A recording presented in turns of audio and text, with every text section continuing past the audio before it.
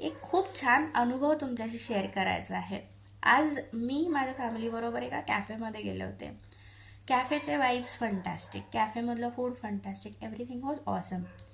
पण तिथे जे सॉंग्स लावलेले होते ते पंजाबी सॉंग्स होते. त्यातलं कोणालाही काही कळत नव्हतं काय चाललेलं आहे त्या सॉंगमध्ये, फक्त धांगडधिंगा एवढंच कळत होतं. पेमेंट करताना कळलं की कॅफेचा जो ओनर होता तो मराठी आहे, सर्विंग करणारा व्यक्ती होता तोही मराठी होता, जे कस्टमर्स आहेत कॅफेमधले तेही मराठी आहेत आणि कॅफेसुद्धा महाराष्ट्र पुण्यामध्ये आहे. नाव माय पॉईंट इज की सगळं खाऊन बिलिंग करून झाल्यानंतर मी तिकडच्या दादाला म्हटलं, दादा एक रिव्ह्यू देऊ का रे कस्टमर म्हणून. दादानी इमिजिएटली हातातले सगळे कामं बाजूला ठेवले. ही लुक्ड ॲट मी, ताई ते नक्की सांगा बरं का, आमचं नवीनच कॅफे चालू झालं आहे आणि आम्हाला फीडबॅकची खूप गरज आहे, आम्हाला पण कळलं पाहिजे.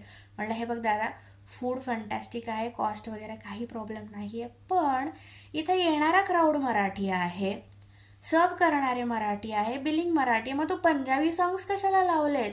आपल्या मराठी माणसांना जर मराठी भाषा टिकवून ठेवायची असेल तर आपल्याला आपल्या भाषेचा अभिमान हा असलाच पाहिजे. आणि जर तू गाणी सुद्धा मराठी लावली, अँड जस्ट बिकॉज या मराठी सॉन्ग डझंट मीन की ते बोरिंग आहेत.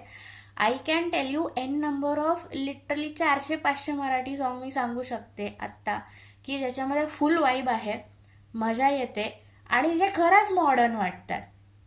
So he was like, it was like an enlightening moment for him and he was like thank you tai. मी सजेशन नक्की पॉझिटिव्हली घेईल.